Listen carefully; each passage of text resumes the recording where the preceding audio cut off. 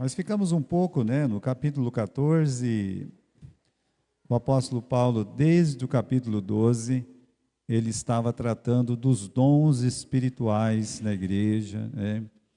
Vamos lembrar que a igreja de Coríntios era uma igreja que vivia um caos, né? É assim, na verdade seria caos e redirecionamento, né? Porque ele poderia só viver assim, essa igreja está um caos, eu vou abandonar essa igreja. Não, o que o apóstolo Paulo faz, né?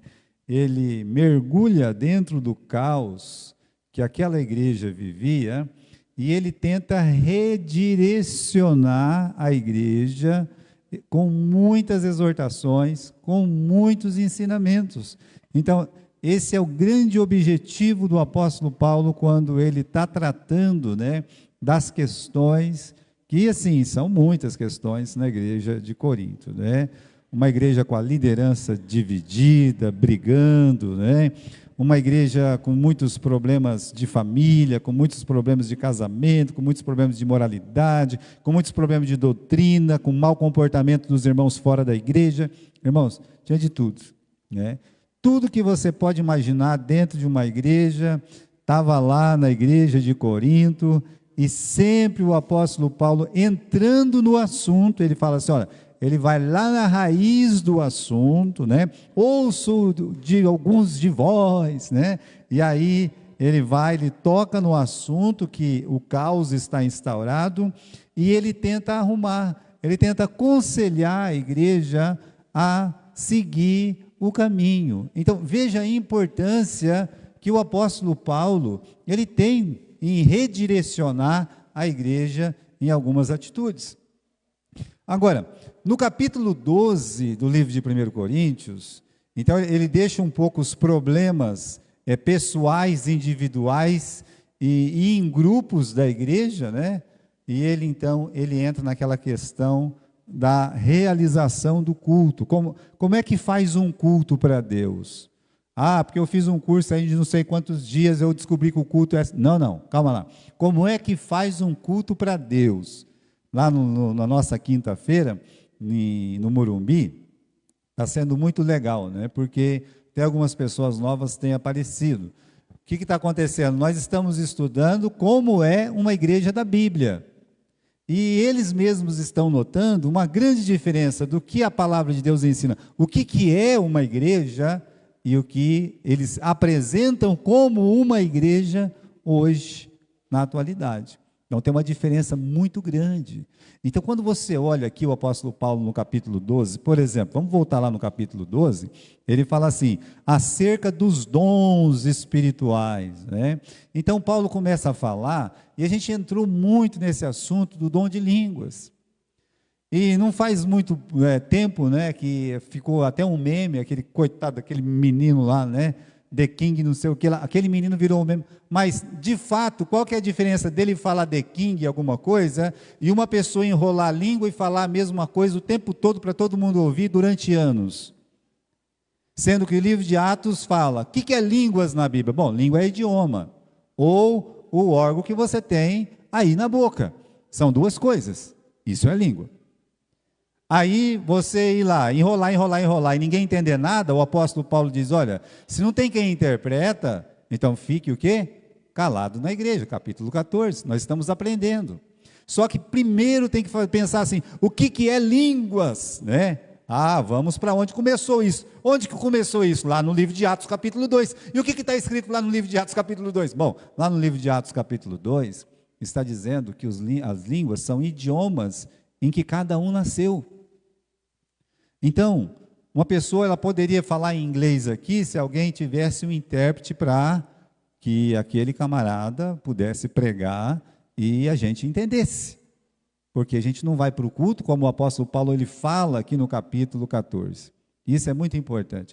Eu acho que o capítulo 14 ele se destaca por essa palavra do apóstolo Paulo, quando ele fala assim, eu prefiro, quando estiver com vocês, falar 5 palavrinhas que todo mundo entende, do que 10.000 palavras sem entendimento. Meus irmãos, igreja é um lugar de edificação. Capítulo 14, versículo 3, o que está escrito aí? Né? Que o dom da profecia, que é da palavra de Deus, serve para três coisas: para edificar, para exortar, não é isso aí? Capítulo 14, versículo 3, ou estou errado? Não, edificar, exortar e consolar. Então, a palavra de Deus, ela tem que fazer essas três coisas. Ela não pode fazer uma confusão na nossa mente. A pessoa não pode sair da igreja e falar assim: o que aconteceu lá? As pessoas estavam gritando lá, vi muita coisa lá. Não, mas isso aí pode acontecer em outro lugar. A igreja é um lugar de edificação, de exortação, de consolação, com a palavra de Deus. Então, Paulo tocou nesses assuntos. Ele ensinou para a gente quem que pode pregar. E aonde está escrito isso? Bom, aí você vê uma palavra que nós tratamos desse assunto a semana passada, que é completamente assim, né, do nosso tempo, né? As pessoas olham esse versículo aqui e vai falar: isso aí nem é Bíblia. Então vamos dar uma olhadinha aqui, que a gente falou a semana passada, né? Capítulo 14 e versículo 34, quando fala que as mulheres estejam caladas na igreja, né? Então, pronto, o mundo vai acabar. Como é que o mundo vai acabar? Nós estamos lendo aqui todos os domingos, nós estamos lendo versículo por versículo. O que nós queremos? Nós queremos aprender de Deus para praticar a palavra de Deus. Aí, meus irmãos, quando a palavra de Deus ensina uma coisa dessa, não presta, para mim não presta. Por quê? Porque eu não sou assim, eu não admito isso, tá? E aí? Então quer dizer que você está dizendo que a Bíblia está errada? Se for assim, sim, né? Tá. Quando nós cremos em Jesus Cristo, nós estamos dizendo que cremos nas Escrituras como sendo a palavra de Deus. Tem igrejas que adotam o seguinte método: cremos que a palavra contém a palavra de Deus. Quer dizer que contém um monte de coisa errada também, entende? Não. Você crê em Deus, por exemplo, que Deus que você crê? O seu Deus é trino? Deus Pai, Deus Filho, Deus Espírito Santo. O seu Deus expressa o amor dele na pessoa de Jesus Cristo? O seu Deus que você crê na Bíblia, né, é o Deus de Abraão, de Isaac, de Jacó? O seu Deus, ele criou a nação de Israel? O seu Deus, ele mandou Jesus e Jesus criou a igreja? Então esse Deus é o Deus da Bíblia. Porque se você tivesse numa outra religião, o seu Deus podia ser uma vaca, um touro, um bezerro. Na Índia, sim. Se você tivesse, por exemplo, no Oriente, lá, né, na Ásia, em muitos lugares da Ásia, né, no Oriente Médio, por exemplo, com exceção de uma nação, o Deus deles é o Deus da morte. É um Deus que realmente, olha, uma outra nação tem que destruir a outra porque ela não tem o Alá. É assim. É esse Deus? É um Deus que apareceu 600 anos depois de Jesus Cristo aí com Maomé? Esse é o Deus. Eles dizem que é. Então, quando você fala assim: olha, eu acredito em Jesus Cristo como o único e suficiente Salvador, deixa eu dizer, é só a Bíblia que ensina isso. Então, você está dizendo que a Bíblia é a palavra de Deus. Eu não posso escolher o que eu quero e o que eu não quero dentro das Escrituras. Eu tenho que olhar para a palavra de Deus e dizer: olha, eu acho que eu estava errado, eu vou começar a fazer o que a Bíblia manda, o que a Bíblia está ordenando é o que eu vou fazer, né? Então o apóstolo Paulo, ele mostra certinho como fazer um culto no capítulo 14, no final do capítulo 14. Né?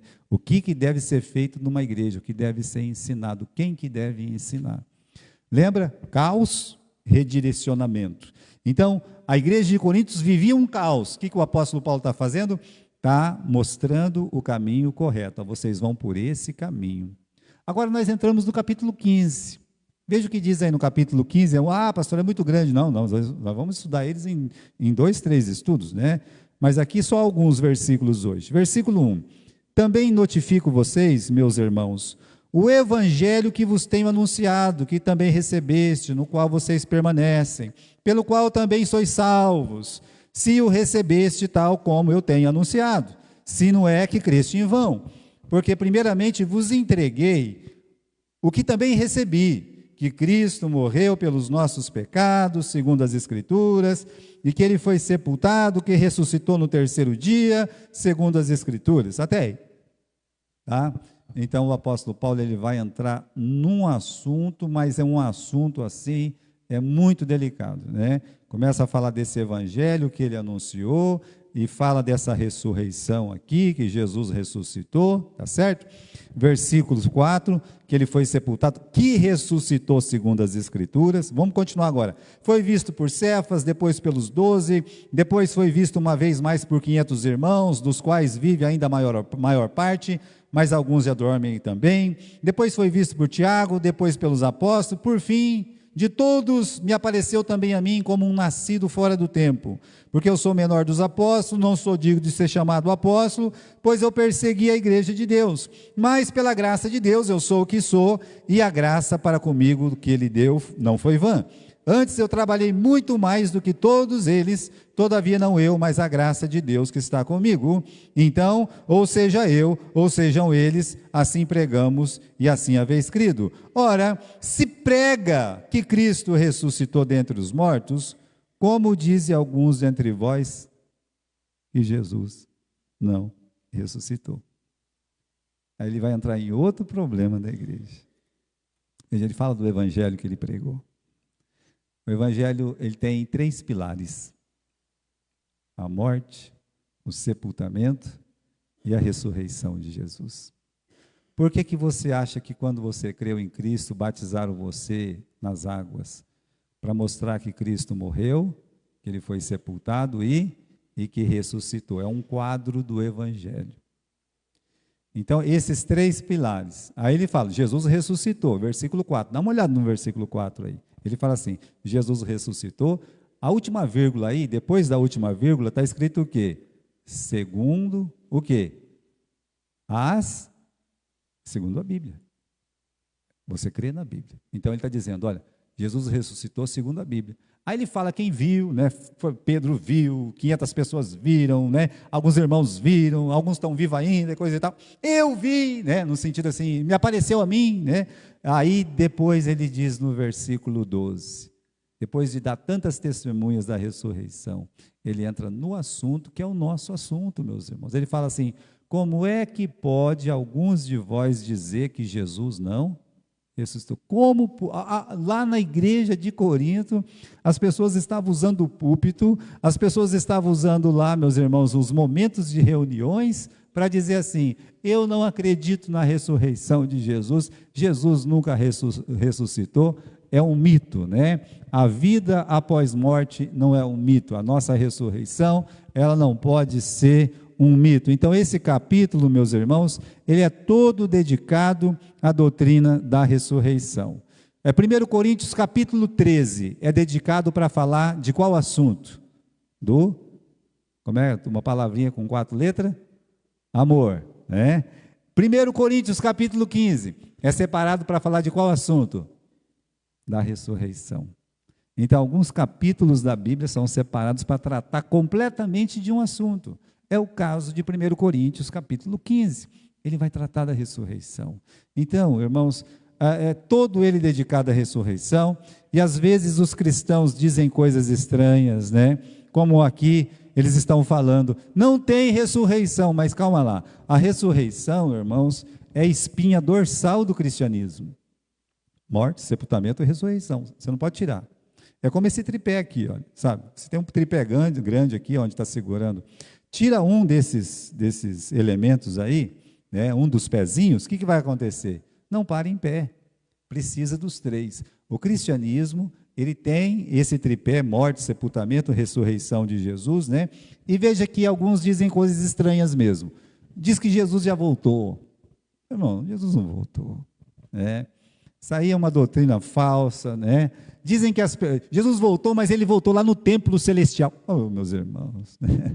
A Bíblia diz que quando ele voltar, todo olho o verá, né? Não esqueça disso. Dizem que as pessoas não morrem, estão dormindo, né? As pessoas estão dormindo, né? Meus irmãos, uma figura, né? Veja, você morre mesmo, você não dorme, né? Sua alma não vai ficar dormindo para você. O apóstolo Paulo fala assim, que eu preferia, né, partir e estar com o Senhor. A partir do momento que você morre, você vai estar com Jesus. Você não vai estar dormindo, não. Você vai estar com Cristo, tá? Dizem que Jesus é o arcanjo Miguel. É outra mentira. Arcanjo Miguel, meus irmãos, só tem um arcanjo na Bíblia. Essa história que tem sabe? A Bíblia só fala de um, que é o arcanjo Miguel. E o propósito do arcanjo Miguel é dizer para o diabo: quem é como Deus? É por isso que ele aparece no final, no livro de Apocalipse, né? Satanás, ele tenta subir no céu e tomar o lugar de Cristo, e o arcanjo Miguel expulsa ele para baixo e diz: quem é como Deus? É o nome. Miguel quer dizer quem é como Deus, né? Dizem que existe um outro livro além da Bíblia. Não tem. É a Bíblia, né? Aliás, tem uma maldição para quem aumenta e quem diminui. Dizem que crentes precisam ser ricos, saudáveis, né? Dizem que a Bíblia, ela não é inspirada por Deus, precisa ser atualizada. Isso é outro absurdo, né? Dizem que personagens do Novo Testamento intercedem por nós, deve ser venerado em suas imagens. Mentira. Dizem que sem batismo não há salvação. Mentira também. Ou seja, tem muita coisa errada que as pessoas pregam que não está na Bíblia. São erros. Caos. O que a gente tem que fazer? Vamos dizer que tem uma pessoa que acredita que sem batismo não há salvação. O que você tem que fazer? Meu irmão, já entregou a vida para Jesus? Já. E você está falando que se você não for batizado, você não vai para o céu? Aonde que está escrito na Bíblia? Vem cá, vou te ensinar. O que salva você? A água do batismo ou o sangue de Jesus derramado na cruz? Na hora, meus irmãos, acaba a dúvida dele. É o sangue de Jesus. Então, nunca coloque a água no mesmo valor que o sangue ou acima do sangue. A água é só uma figura do que Jesus fez por nós, né? Então, você ensina, você redireciona. Está em caos? Tá. Redireciona essa pessoa, né? Então, vamos tirar nossas dúvidas sobre a vida após morte, e o capítulo 15 trata desse assunto para nós, né? Agora, Paulo está falando para os coríntios, que eram gregos, tá certo? Eram gregos. E o que pensavam os gregos sobre a vida após morte? O que os gregos pensavam? Porque o apóstolo Paulo está falando para os coríntios. O que será que os coríntios pensavam, né? Então, meus irmãos, para eles, a morte, a pessoa morria e ia para um mundo cinzento, sombrio, né? E aí, né, na Odisseia, né, o Aquiles, ele fala sobre isso, né? Ele fala assim: olha, eu estou aqui nesse mundo sombrio e eu preferia ser um escravo lá no mundo do que ser um rei aqui nesse submundo, né? Então ele não queria aquela vida após morte, né? É o que eles acreditavam. Já no tempo do Novo Testamento, os gregos pensavam um pouco diferente, né? Continuava sendo um mundo cinzento, né? E era conhecido como Hades. Hades porque tem um senhor, o senhor dos mortos, né? Então, na mitologia grega tem isso.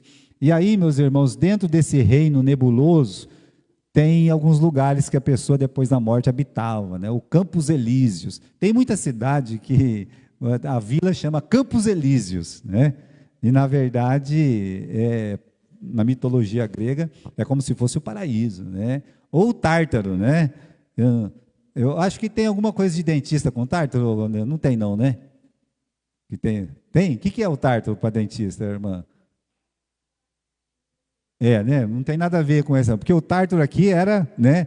Era tipo o inferno mesmo, né? Agora você imagina bem, né? Quando eu sento naquela cadeira, é como se eu estivesse no Tártaro, né? Do medo que eu tenho de dentista. Então acho que eu vou lembrar disso. Então veja, os Campos Elíseos, o Tártaro, né? Parece que tem uma coisa parecida, né? Paraíso aqui, é sombrio ali, onde as pessoas mais vão. Aí a morte é derrotada não pelos deuses, mas pela agência humana. Ou seja, para você não ficar naquele lugar que é o Tártaro, a tua família tinha que ficar lembrando de você o tempo todo e fazendo umas orações para você e para que você pudesse ter assim uma vitória lá dentro daquele Tártaro, né?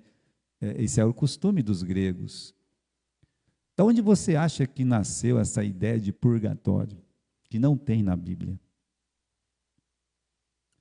Então, muita coisa que tem dentro das religiões, às vezes não tem nada a ver com a Bíblia, mas tem a ver com o quê?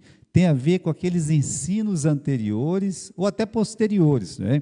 Mas ensinos que aquela cultura tinha e vai se adaptando, né? Então, meus irmãos, Maria, para mim, você vê, eu tenho uma filha que eu coloquei o nome de Maria, né? Todas as minhas tias, a minha mãe, todas elas têm o nome de Maria, que eu tenho um apreço especial pela Maria na Bíblia, não, né? Ninguém vai tirar isso de mim. Mas aí colocar ela num lugar que a Bíblia não colocou, que a palavra de Deus não colocou, da onde que vem isso? Também vem da cultura grega. Né? Então, muita coisa que tem dentro da igreja cristã vem dessa cultura, sabe, dos gregos, dos romanos, e foi implantado dentro da igreja. Inclusive esse pensamento depois da morte, onde a pessoa, ela morre e depois tem tem uma prorrogação ali, entendeu? Olha, se a gente se agitar aqui, comprar bastante vela aqui, se a gente, né, fizer umas coisas aqui, umas bondades em nome do morto lá, ele vai escapar, ele vai escapar. Não, não. O estado é eterno. Então o apóstolo Paulo está tratando com essa igreja, porque essa igreja pensava que não tinha ressurreição. A ressurreição é uma resposta contra purgatório, é uma resposta contra falsas doutrinas sobre a morte. Por quê? Porque é a grande esperança do cristão. Jesus foi em alguns velórios, em todos os velórios que Jesus foi, no Novo Testamento. A palavra-chave qual que é? Ressurreição. Não fala nada de reencarnação, não fala nada de purgatório, não fala nada disso, né? O que ele fala é, o seu irmão Maria, ou Marta, ele vai ressuscitar, né? É levantar novamente. E para isso acontecer, precisa ter esse corpo novamente. É sobre esse assunto que o apóstolo Paulo vai tratar no capítulo 15. Né? Então, meus irmãos, perguntas sobre a vida após a morte são importantes? Né? Sim, são importantes, né? Com certeza. Né? Jesus se preocupava muito, ele falou muito sobre isso. Jesus, meus irmãos, 1/3, né, dos evangelhos é gasto na sua paixão, mas a paixão de Cristo abre com esse assunto. Quando Jesus ele olha para os discípulos dele, por exemplo, no capítulo 14 de João, ele fala, né, não turbeis os vossos corações, credes em Deus, credes também em mim, na casa do meu pai há muitas moradas, se não fosse assim eu vou-lhe teria dito, olha, vou preparar-vos um lugar, para que onde eu estiver, estejais vós também. Veja só, então Jesus, ele se preocupou muito em querer mostrar para a sua igreja,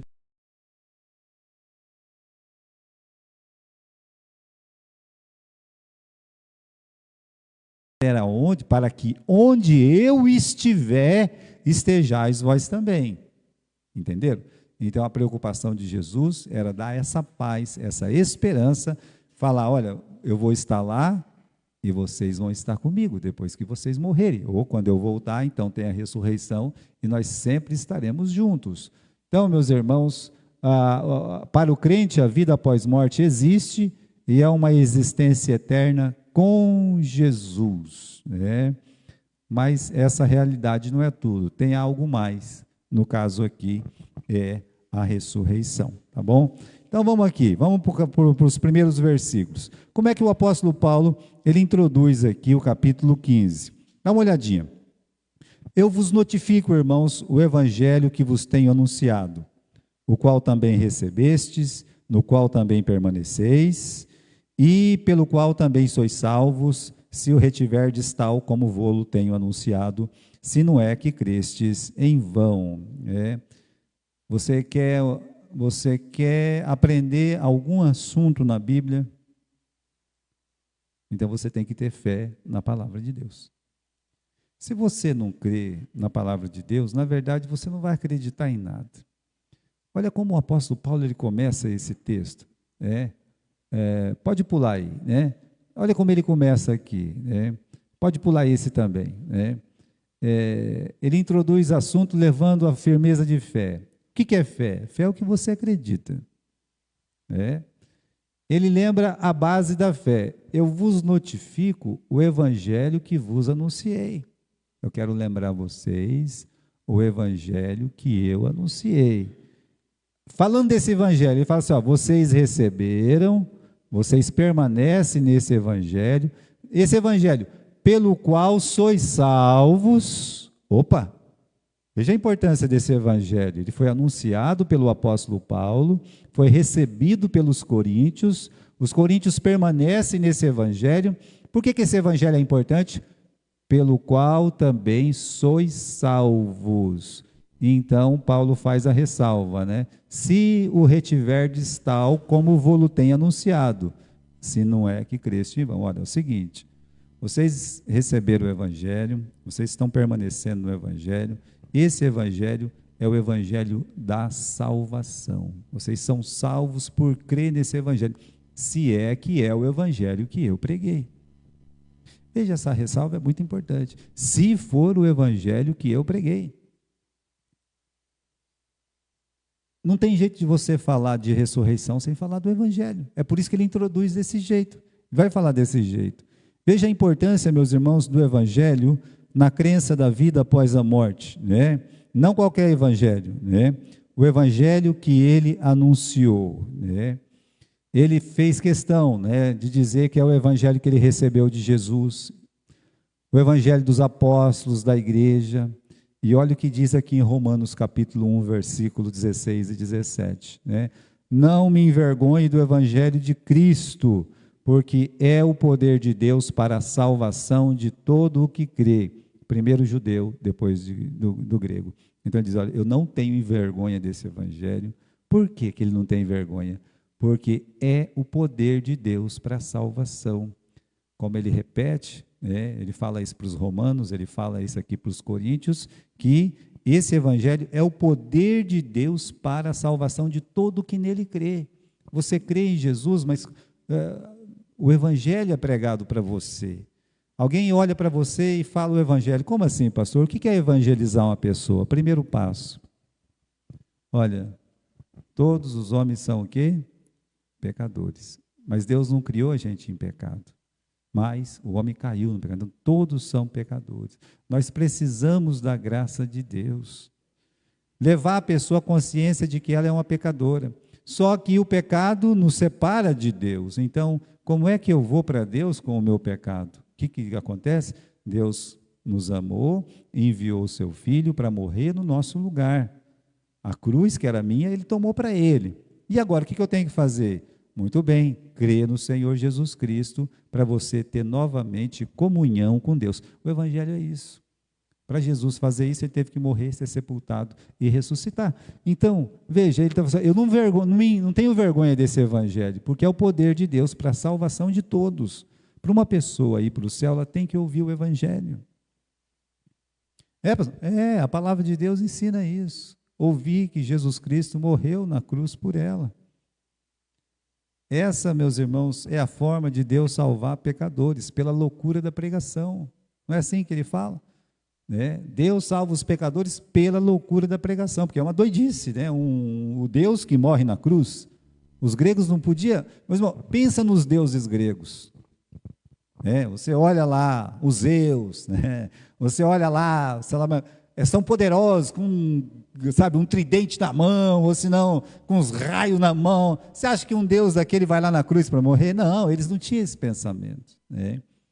Mas o Evangelho mostra o nosso Deus tomando o nosso lugar para nos salvar. É isso, a grande diferença. Então o apóstolo Paulo está dizendo, eu não tenho vergonha não, viu, do meu evangelho, que o meu Senhor morreu na cruz para me salvar. E aí a gente é chamado para indagação sincera, né? Como assim, né? Será que a gente crê no evangelho pregado por Jesus e os apóstolos? Será que eu realmente acreditei nesse evangelho que o apóstolo Paulo pregou, que ele recebeu de Jesus, que a igreja primitiva ensinou, que uma igreja de verdade vai ensinar? Se eu resolver crer em outro evangelho, seja ele dado pelos homens ou até mesmo pelo anjo, eu não gosto muito desse evangelho aí da Bíblia, eu vou crer em outro evangelho, vou procurar no Google aqui se tem outro evangelho. Tem um monte, não tem um, tem vários. Isso aqui é mais adaptado comigo, hein? Esse aqui tem mais a minha cara, hein? Esse aqui, eu vou ficar com esse aqui, né? Então o apóstolo está dizendo, vamos voltar aqui em 1 Coríntios capítulo 15, vamos direto na Bíblia agora, né? Ele diz assim, se o retiverdes tal como vô-lo tenho anunciado, no versículo 2, né? Então ele fala assim, O evangelho da Bíblia não aceita modificação, não aceita mudança, né? Eu vou crer em outro evangelho, né? Apareceu um anjo aí e ensinou um evangelho diferente aí para uma mulher, para um homem, aí para um... Tá, as falsas religiões sempre nascem assim. As falsas religiões sempre nascem. Um anjo apareceu, colocou uma placa de ouro aqui, um anjo revelou uma luz brilhante no mandamento ali, é sempre assim, sabe? Mas o apóstolo Paulo, né, ele, meus irmãos, ele era meio cabreiro com essas coisas, por isso ele nos ensinou uma coisa muito importante. Eu queria que vocês abrissem Gálatas comigo. Vamos lá no livro de Gálatas comigo, né? Vamos abrir aqui. Eu quero que vocês abram no capítulo 1 do livro de Gálatas, né? Era outra igreja também que estava numa crise, mas o apóstolo Paulo foi lá para ajudar e ensinar, né? Ele diz assim, versículo 6, eu maravilho-me de que tão depressa passasseis daquele que vos chamou a graça de Cristo para outro evangelho. Eles creram em Cristo como único e suficiente Salvador, salvos pela graça, e aí alguém chegou lá, isso mostra no capítulo 15 de Atos, fala isso para nós, um camarada chegou lá e disse assim, veio lá da igreja de Jerusalém, nós somos membros lá da igreja de Jerusalém, a primeira igreja. Ah, legal. Aí o apóstolo Paulo começou essa igreja aqui, né? Como é que vocês são salvos aqui? Não, pela graça do Senhor Jesus Cristo, a gente não merece a salvação, mas Cristo comprou essa salvação para nós, somos salvos pela graça, por meio da fé. Isso não vem de nós, é um presente de Deus, não por obras, para que ninguém se glorie. Eles podiam dizer isso. Porém, irmãos, esses irmãos que vieram de Jerusalém, falaram assim, Atos capítulo 15, versículo 1 e 2. Não, depois lá na sua casa você confere. Se vocês não se circuncidar e não guardar a lei, vocês não podem ir, vocês vão para o inferno. Calma lá, isso é um outro evangelho. Não é o evangelho que o apóstolo Paulo, que Jesus Cristo pregou. Então ele está dizendo aqui, olha, eu estou assustado no versículo 6, que vocês mudaram a cabeça tão rapidamente, vocês saíram do estado da graça, né? E está com outro evangelho, versículo 7, não é outro, gente, alguns que vos inquietam, querem transtornar o evangelho de Cristo. Olha, ainda que nós mesmos, ou um anjo do céu, anuncie outro evangelho, além do que vos tenho anunciado, seja o quê? Maldito, anátema. Assim, gente, se o Paulo vier aqui e ensinar outro evangelho, se um anjo descer do céu e ensinar outro evangelho, não acredite.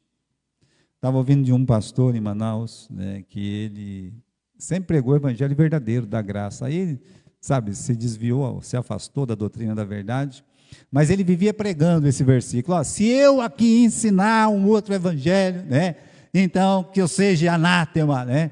E um dia, irmãos, ele pregou um outro evangelho, antes de ser tirado da igreja. E um irmão olhou e disse, meu irmão, pastor, olha, o senhor está ensinando um outro evangelho. Isso aí não é da Bíblia. Lembra que o senhor falou, se o senhor mesmo ensinasse, né? E ele, não, eu estava enganado. Enganado com o quê? Com a Bíblia, com a verdade, né? Meus irmãos, Satanás, ele é muito astuto. Satanás, ele quer realmente que tenha um monte de evangelho para confundir você. Pega o evangelho que Jesus ensinou, que a igreja do Novo Testamento ensinou, que o apóstolo Paulo ensinou, que Paulo está dizendo para o Gálatas, olha Gálatas, se eu vier aqui com a cabeça torta, se um anjo vier, porque tem anjos que são usados para ensinar coisas erradas e ruins, né? Que na verdade não são anjos, né? Então você vê que o apóstolo Paulo está tentando abrir a mente dessas pessoas, né? Então, que evangelho é esse que Paulo entregou, né? Ele fala assim, eu vos entreguei. Vamos voltar lá para o capítulo 15 então, para a gente terminar, né? Que evangelho que foi entregue pelo apóstolo Paulo, né?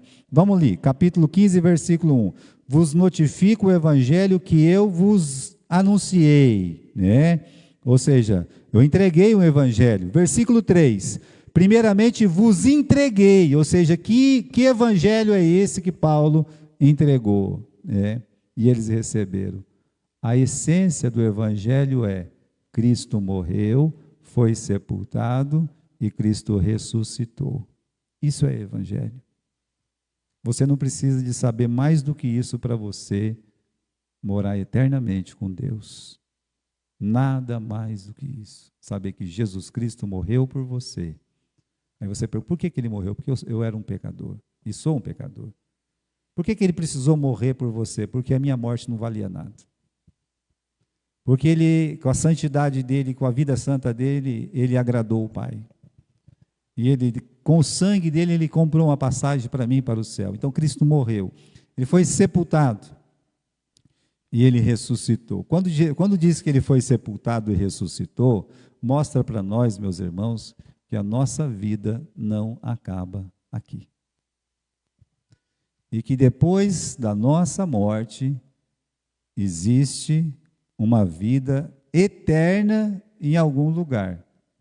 E esse lugar, para um crente, é junto com Jesus. Como é que eu posso saber disso? Senhor, o meu irmão vai ressuscitar no último dia. Aí Jesus olha para Marta, que está chorando, e diz o quê? Eu sou a ressurreição e a vida. Quem crê em mim, ainda que esteja morto, viverá. É simples assim. Jesus é a ressurreição. A nossa morte é uma presença eterna com Jesus Cristo, mas quando ele voltar, vai ter a ressurreição. Nós vamos ressuscitar. O nosso corpo pode ser cinza em algum lugar, às vezes nem cinza, nem nada, né? Está lá um esqueleto em algum ponto do planeta, certo? Pode ser que aquele pessoal que aceitou Cristo e estava na NASA, lá explodiu alguma nave espacial, sabe, circulando as cinzinhas dele, alguma poeira dele nesse mundo, não importa onde. A palavra de Deus diz que a morte vai dar os seus mortos, né? Que todos vão ressuscitar, uns para ficar eternamente com Cristo e outros para realmente sofrer a condenação. Então, a essência é os 3 atos da expiação: morte, sepultamento e ressurreição, né? Todos os atos do Evangelho têm sua base nas Escrituras, né? Então, irmãos, tudo tem base na palavra de Deus. No Novo Testamento, vai olhar para o Velho Testamento. Então, se você olhar, a igreja, ela pregava muito a ressurreição. Isso até quando o apóstolo Paulo chegou lá em Atenas, e ele estava pregando sobre Cristo, a ressurreição, perguntaram assim, o que esse tagarela está pregando aí? Aí alguém disse assim, aí ele falou de um tal de Jesus, aí um defunto aí, rapaz, né? Ele falou de uma tal de ressurreição aí que eu nunca vi. E eles nem sabiam. Mas a pregação do Evangelho é isso, é você saber que Jesus morreu, foi sepultado e ressuscitou, né? Então, muito cuidado com o Evangelho que você ouve, porque senão, dependendo do Evangelho que você ouve, você não vai acreditar na ressurreição. Mas se você acredita na palavra de Deus, por isso que Paulo começa falando da palavra de Deus, eu vos notifico o evangelho que primeiramente vos anunciei e que vós recebestes, pelo quais vocês são salvos, tal se vocês o guardam como eu ensinei, correto? Então não esqueça disso. Aí, meus irmãos, cuidado com o evangelho que você ouve, né?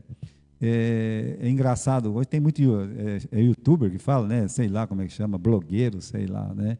E um pastor americano estava se referindo a um desses blogueiros malucos, né? E ele falou o seguinte: a maior igreja evangélica lá nos Estados Unidos, com 45 mil pessoas, é muita gente numa igreja só, né? Mas tá bom, né? E eles têm um chamado, né? Um chamado geral, que é esse aqui, olha. Deus te ama, Deus quer te salvar de uma vida de mediocridade, de sonhos pequenos. Portanto, se você crê em Deus, se você for obediente a Deus, Deus vai lhe dar um plano para a sua vida que inclui grandes sonhos, autoestima, favor, saúde, riqueza, influência, emprego melhor, autoimagem positiva, vida plena, livre de negatividade. Então, esse é o convite da igreja. Né? Olha, eu quero ir. O pastor Gilberto quer ir. Agora, deixa eu dizer, né? O blogueiro, esses blogueiros é terrível, né? Eu não sei como é que eles têm tanto tempo para isso, mas ele foi pesquisar no Twitter, né? Ele foi lá no Twitter, pesquisou as chamadas desse pastor durante um ano, o mesmo pastor, né? Que é o maior sucesso. Então ele pesquisou no Twitter, né? E ele fez o seguinte: quantas vezes esse pastor no Twitter ele falou a palavra Deus? Quantas vezes? Perdão, ele usou 806 vezes o Twitter. 800 é bastante, né? Em um ano você usar 806, dá 3 vezes por dia para você usar, né? E aí, então, você... Não, acho que não dá 3 vezes, mas mais de uma vez dá, né? Durante um ano. Aí, dessas 806 vezes que ele mencionou a palavra Deus, né? 334 vezes ele mencionou a palavra Deus.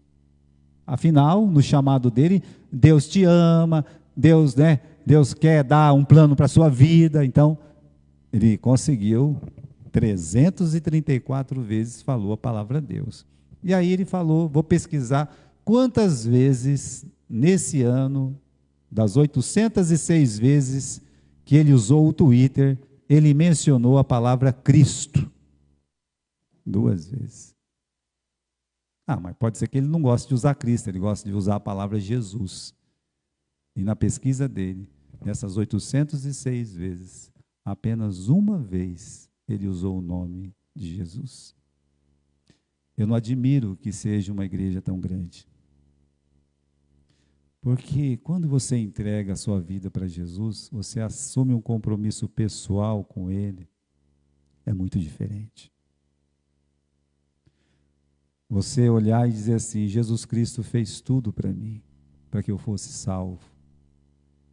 Mas aí Jesus oferece uma vida cristã muito diferente dessa chamada aqui. Senhor, eu vou te seguir para onde o Senhor quer que eu for, eu vou seguir o Senhor. Aonde o Senhor quiser que eu vá, eu vou. Nessa chamada aqui, que é plano, grandes sonhos, autoestima, favor, riqueza, influência, emprego melhor. Já pensou Jesus dizendo para aquele rapaz, rapaz, que bom que você quer me seguir, grandes sonhos, né? Fim da vida medíocre, né? Para que pobreza, né? Saúde, favor, riqueza, emprego melhor, né? Você vai ter uma imagem positiva, vida plena, negatividade zero na tua vida agora, vem, siga-me, né? Aí Jesus, em vez de dizer isso para o camarada, Jesus me olha para ele e diz assim, meu filho, o filho do homem aqui, que sou eu, né? Ele não tem aonde reclinar a cabeça dele. Os passarinhos aí têm ninho, né? As raposas têm os covis dela, mas eu não tenho nem aonde colocar a minha cabeça. Eu não tenho casa, meu filho. Você tem certeza que você quer vir comigo? Eu não tenho casa. Não é dito que ele seguiu Jesus. Interessante, né? Olha o chamado. Eu vejo, meus irmãos, uma diferença muito grande do evangelho que eles pregam hoje, do evangelho que a palavra de Deus ensina. Então, que tipo de evangelho você crê? O da Bíblia ou esse chamado humano?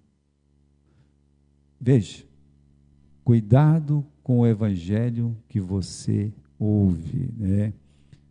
O evangelho verdadeiro, como a gente viu, teve muitas testemunhas oculares, porque eles viram a ressurreição de Jesus. Então, antes de a gente entrar nesse assunto do que é a ressurreição, como é a ressurreição, é importante lembrar o seguinte: o evangelho que você creu é o da Bíblia, porque senão tudo que a gente for falar da ressurreição não vai ter valor para você. Mas se o evangelho que você creu é esse da palavra de Deus, tudo que Jesus, tudo que o apóstolo Paulo falar sobre ressurreição, vai ser um consolo para nós. Vai ser muito importante para nós. Por isso, a pergunta é, você crê no evangelho da Bíblia? Então a ressurreição não é um mito para você. É uma esperança aguardada para a eternidade. uma presença viva no seu coração, ainda que saudosa, até que Jesus Cristo volte ou você morra e vá ao encontro de Jesus. Qual evangelho que você creu?